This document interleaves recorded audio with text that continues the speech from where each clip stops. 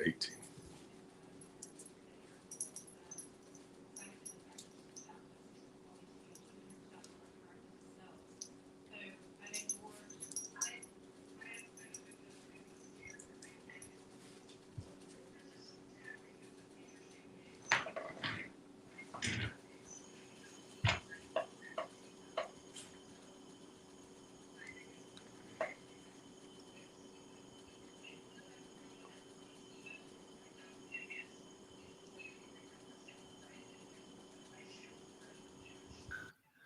You can start, dude. Oh, I didn't see that. Hey, folks, I'm Tad. This is called Conversations with Tad, and I got probably my best friend, Michael. Probably he's going to like that on this podcast. And we just talk about God and the Bible, and I'm kind of navigating through the Bible, trying to prove it wrong, and Michael's proving it right. I'm getting much closer to getting baptized. So I want to thank all you guys for supporting us and pulling for me and praying for me. And I feel it. And I just wanted to say thank you. And now we're going to bring in Michael. Ted. Hey, Michael. Is that okay? Probably, huh? I got you. We'll talk about that later. Okay. All right. Probably. Well, way to go in introducing it. Yeah, I've never done that before, so that was fun. Yeah, you couldn't see me, but I was over here cracking up while you were just waiting to start and staring at the camera. Stupid puppy! I didn't know when it was going to start. I'm new to all of it. Everything that I'm doing right now is brand new. So, but I appreciate the opportunity and thank you for being patient with me. So, I love it, man. I love it. What are we doing today? Well, I'd like to talk about three things, really. I don't know which order you want to. I mean, I guess we could do it alphabetically. We could talk about Matthias. I've been obsessed with Acts. It's been keeping me up probably too late, but I can't get enough of Matthias. And then I want to talk about lying and how the Bible handles that. And I was curious earlier. And then I want to talk about Israel, because I think that's only fair. And that could get political, but it could also be the revelation said something about that. So I wanted to hear your thoughts on that. But if you wouldn't mind, and if the listeners wouldn't mind, I think it'd be fun kind of to have a series of talking about apostles. And I was talking to our buddy Kelly just a little bit ago and about that. Like, I want to know them individually. And Paul was an apostle and a disciple, which is crazy to me. But he was in jail for a long time. I'm learning a lot of stuff, Mike. And didn't I tell you to read Acts? Is that why you're reading it? Yeah. Good. I'm glad. Yeah. And I do what you tell me to do. And then Matthias is the only apostle that Jesus didn't pick. And he took over Judas's spot. And so, and it's, but he was a big believer. But I think it'd be kind of fun to go through each one of them individually, like each show we have, or podcast, whatever we call these, and just go, talk about one for a little while. Then the next one we talk about another one. Is that okay with you?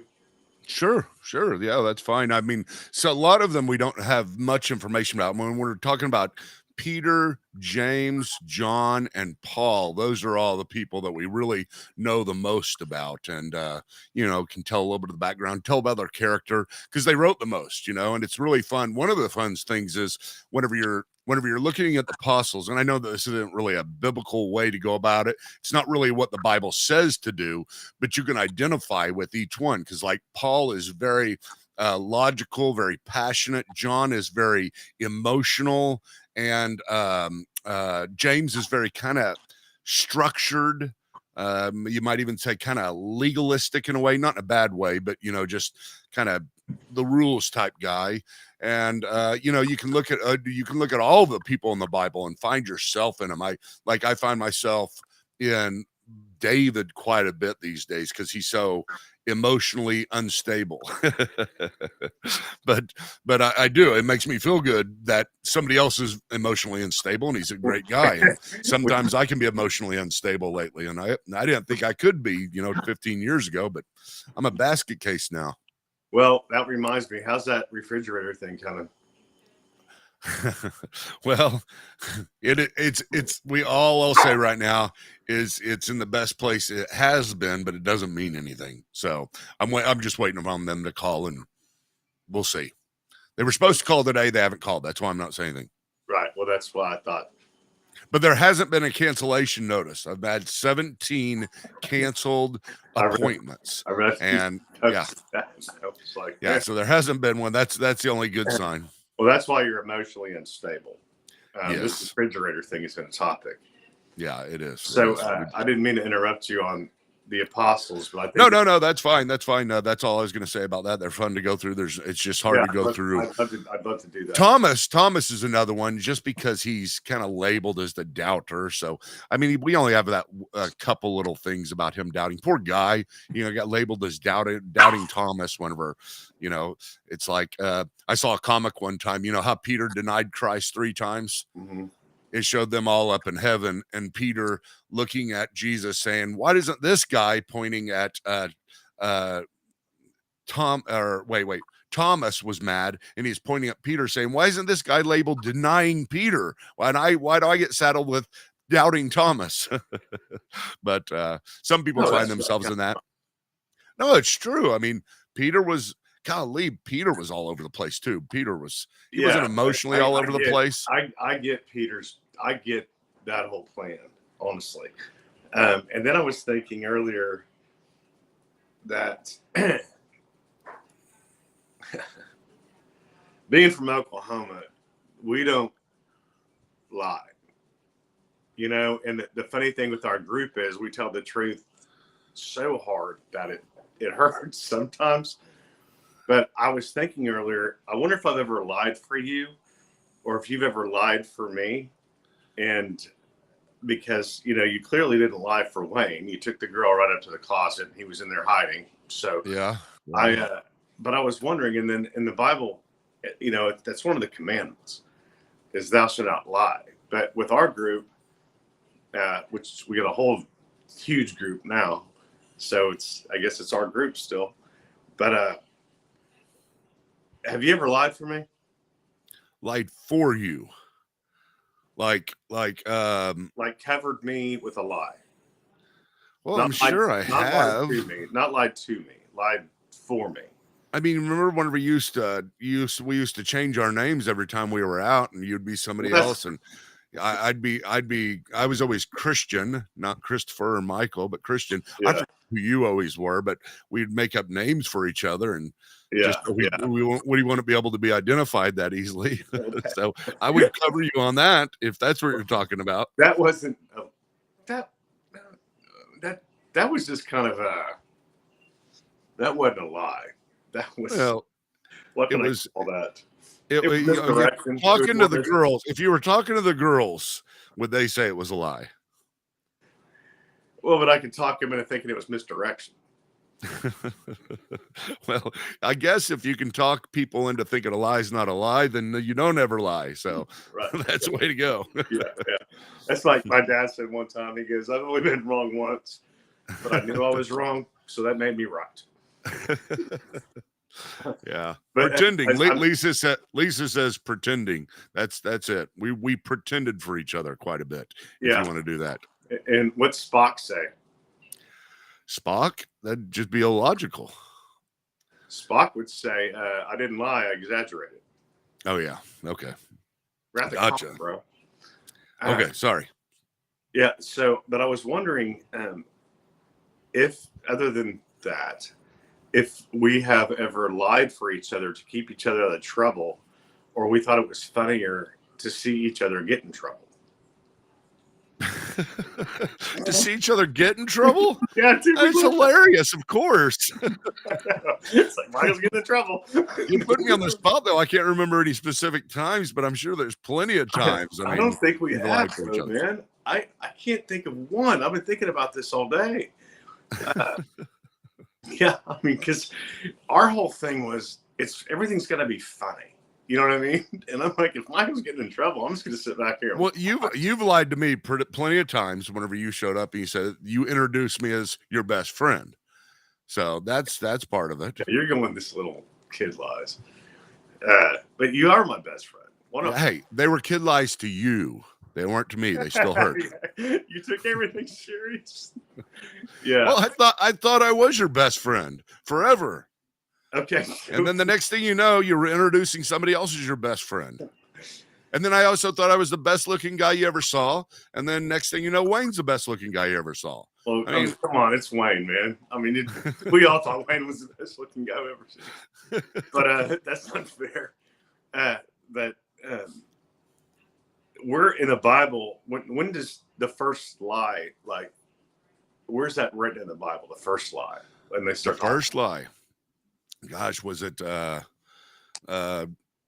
I mean, kind of, you got to understand the idea of lying in the Bible from the standpoint of from what Jesus talked about. Whenever Jesus talked about the 10 commandments, he would kind of put everything in reverse and say, look at it in a different way, because people can get away with technicalities. If you, just like you said earlier, I can get away without lying, with lying because I can call it something else, whether it be pretending or, exaggerating or whatever.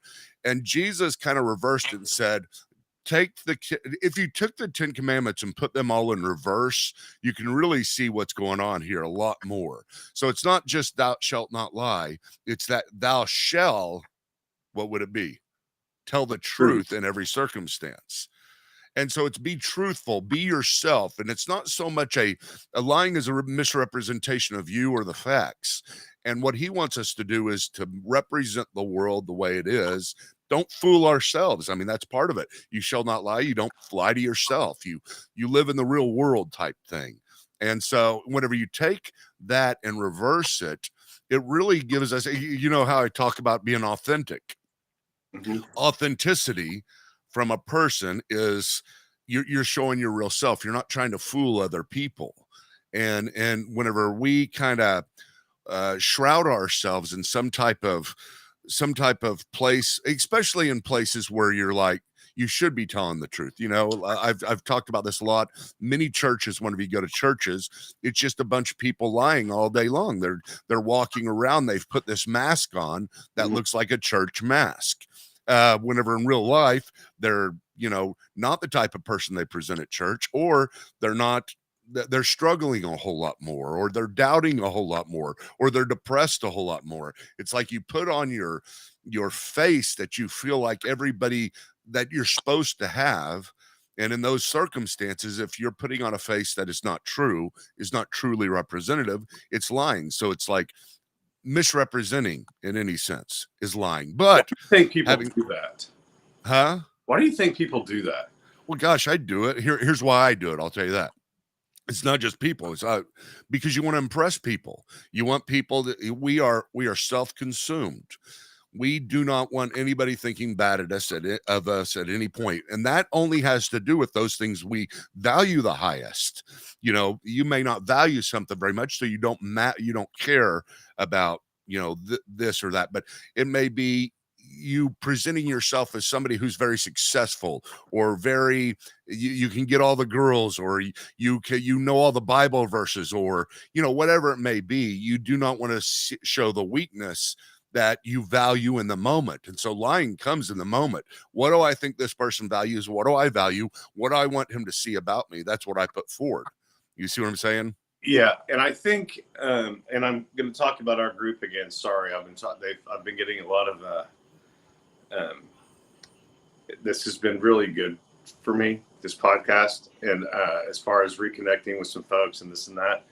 But I think part of the friends that we grew up with and hung out with have we had like each other's back. It was kind of more like a gang, like we didn't have to really act like we were somebody else, because we all knew each other so well that someone would call us out if they heard us saying something that we weren't supposed to say. Like if I was lying to a girl, or I was lying to not lying, but just, whatever. You'd call me out and go, no, that's not even true at all.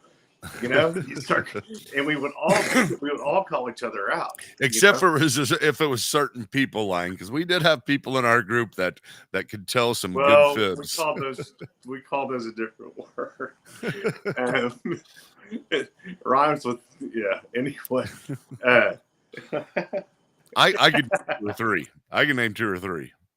Well, I can name one that I know we're both thinking about, but or 2 actually. But okay, well that's why. Well, I think that's a good thing though. Whenever you look at this, because whenever you remember whenever Jesus was given the Sermon on the Mount in Matthew chapter 6, he says, "You have heard it said, but I say to you." He said that over and over again, and he's like, you have heard it said, do not hate or do not kill, but I tell you, do not hate your brother. He gets down to the principles of each one of the commandments rather than just trying to follow the letter of the law. He wanted you to see the spirit of the law. And I think that's really good about what God wants from us. He does want us to understand things. He does want us to think deeply about things. So it's not quite so simple. And one of the things, whenever you have in the Bible, you do have people lying and being commended for it. Like whenever Pharaoh told the Egyptians to kill all of the male-born children of the Israelites. This is right before the Exodus, whenever Moses was born.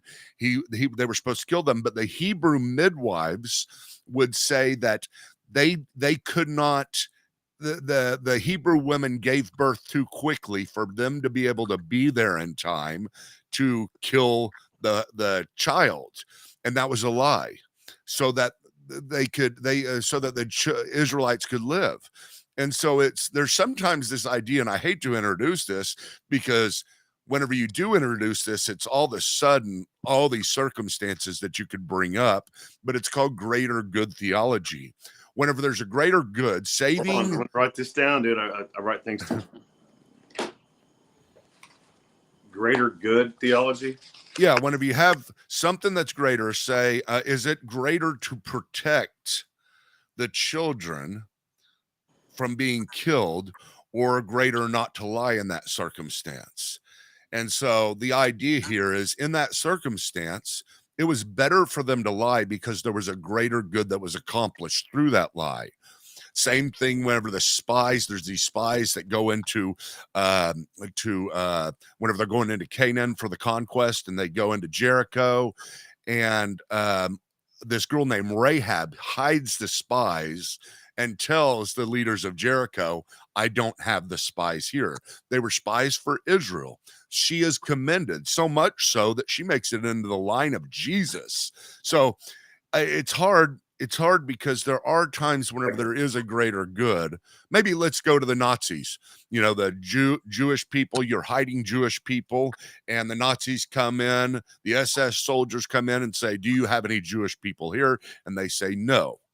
And that was a greater good at that point. Although you do have stories as well of people not wanting to lie, seriously, with regard to that specific thing, not wanting to lie and say, yes, they're under the floorboard, and the Nazis laughing and leaving. So it's kind of like God honored them for telling the truth there in a different way. But it's very hard because there are greater good things. Okay. I do believe. But the problem is that once you introduce this greater good idea, it's like a loophole to get out of every single lie. Well, it's greater good for my wife not to be hurt by me if I told her that I was having an affair. That kind of stuff. You don't want to go there. No, I wouldn't even coming close to that. Well, I'm just giving you an example. I'm giving you an extreme example. Come on. Yeah, well, I mean, I've only used that lie a few times. It's just an example of the way me and Christy do things. Yeah, I don't know who you're lying to now. Yeah, yeah. But no, okay, I was just curious if you and I had ever lied for each other. But you've convinced me that lying's good now. So thank you. I did not mean to. I did not. For the greater good. No. Jesus. Oh, man. And who decides who the greater good is, me or the liar? Exactly. So it's best not to lie. So let's just stick with that, okay? There's the I'm just saying there's exceptions in the Bible, and it's hard to know what to do with them, but it's better just to tell the truth. Thanks, Dad. All right. Okay. Huh? No, go ahead. I was Go going ahead. to say that I'm excited for some new opportunities coming up with Michael and I. Who knows when this is going to happen, but I think it's going to be sooner than later with a lot of the phone calls I've had the last couple of days of us going to your church and helping Michael get his. So I think it would be fun to meet all you folks and just have a conversation with Michael, and I'll be there. And but it would be fun to kind of go on this tour thing that has been brought up more than once, and that's kind of what's upcoming. And then moving over to another, there's just a lot of things going on, but I really appreciate you guys helping with this. And Michael doesn't lie that much, except for his wife. But yeah, in special circumstances, as long as she won't be hurt, so you think she's lying? And that's what I tell her. I say, listen, I didn't want you to get upset, so therefore I lied. It's greater good to keep you from. That is what I'm not saying. Okay, just be quiet. Like, do I look? I'm just saying you can use it to justify those times. Like, do these pants make me look fat? And you're like, no, well, yeah, that is actually a greater good that I think is justified. You just say your fat makes you look fat. You go ahead and do that. Just lie. So this Israel thing, Michael, I need you to explain some of this to me. And then is Revelation, Rhonda and I were kind of looking this up. And then she got called aside, and I got a phone call too. But I don't really understand why. Is just everything, wars are usually just for religion or oil, right? Would you agree? Yeah. Is this a religious deal? Oh, whenever it comes to the Jewish people, it's always going to be something very significant. I mean, just think of it this way. Let me give it to you in the broadest possible spectrum. Israel is God's chosen nation through Abraham, through which the Messiah comes.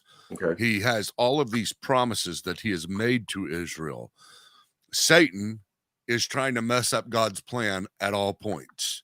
So right whenever Israel was chosen, right whenever Abraham was chosen, he was marked. And I mean, that he was marked by Satan. He was marked by all the forces of evil that want to stop God's plan.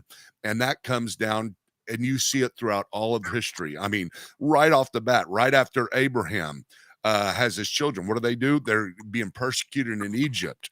And then the next thing you know, they're being persecuted in Babylon. Next thing you know, they're being all these nations, I mean, Philistines and everybody coming down upon them. Then you have Haman at the intertestamental period. Then you have Nero in AD 70. I mean, all throughout history, all the way up until Hitler, you have the Jewish people, without a doubt, being the most persecuted nation there has ever been. And another reason for this is because they're the only people group that have remained a people group for this long. Most of the times you scatter and you intermingle with other nations and you lose your identity, kind of like America. I'm from my family's primarily from England and from Ireland, but I don't call myself Irish or, English. I have a new identity within America.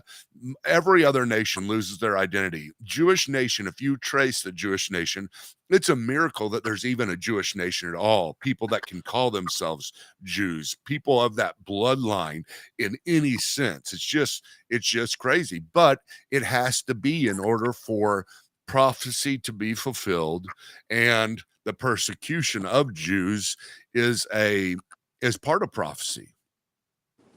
So what's going on now, I see it completely within the lines of what's going. I mean, I can't tell you exactly where in the Bible this is. I'm not saying what's going on today was predicted in specific, but in general, the broadest possible terms, you can see this just as, I mean, look at all the people that hate Israel. You got Egypt. Well, I mean, Egypt and Saudi Arabia, they're better now, but in the end, let's face it, every one of these nations surrounding Israel would not be sad if Israel got wiped off the planet. I mean, we in the West, why now? I don't know. right now, I couldn't tell you about the geopolitical stuff that's You going think on there, okay, and so there's that. Okay. Well, because yeah, I'm gonna stay away from that. but I can't. I mean, it is really important, Tad, to be able to look at this and say this is just. Whenever you talk about the Book of Revelation, you can look and you can find these general themes, but also there's specific themes. And so right now could be some specific things going on of Revelation chapter 10 and 11 that are pretty amazing, but I'm not saying they are. It's just one of these days it is going to be. It is going to be that day, well, how do you and know it's not going on right now compared to what day it's going to be? I mean, that's where I'm confused with this. I mean, if it I says it in the Bible, you don't, because the Bible doesn't say a specific day, but let me right, give you that's some what I'm saying. examples. I mean, maybe it's Um, happening now. yeah, I mean, it really could be. This is set up for so much of what I mean, can. really, and this is going to be. I'm going to. God, here's where I go, frustrating people, but it could be the climate of the White House right now, and they know that really nothing's going to happen. I listened to our president and leader today on the news, and he empathized a lot, but I didn't hear a plan of action. I didn't hear here's what we're going to do. All he did was empathize, and Well, that's true, and I I think the understand your time is perfect. frustration, but you got to understand he can't tell the plan to the world. No, but the plan should already happen. He should be explaining why he did what he did instead of explaining how he's sympathizing. This has been So, going on long enough to where he should have already finished this thing, in yeah, my opinion. We could finish this, and I mean, dude, we've got fighter pilots. We got Maverick out there on a naval ship, waiting yeah, to take off and say, "Just let me go finish this deal," you yeah, know. And yeah. we're not doing it for some kind of reason, and I don't know why. And but it should. This could have been over. I'm pulling for Israel, man, and that's probably going to offend people too. But I am. Well, most I think most people in the West are. There's few groups. I mean, usually whenever you talk about the further right you get in the political sphere, you're going to have more people supporting Israel, and there's a lot of reasons for that. But you can't understate the biblical reasons. The very first promise that was given to Abraham that said, "Those who bless you, I will bless, and those who curse you, I will curse." And a lot of people truly believe that the reason why America has flourished so much is because we have been such a strong supporter of Israel, and that may very well be the case. I think it has to be to some degree because we have supported Israel. I'm not saying we've done it perfectly, but for the most part, we're their biggest ally.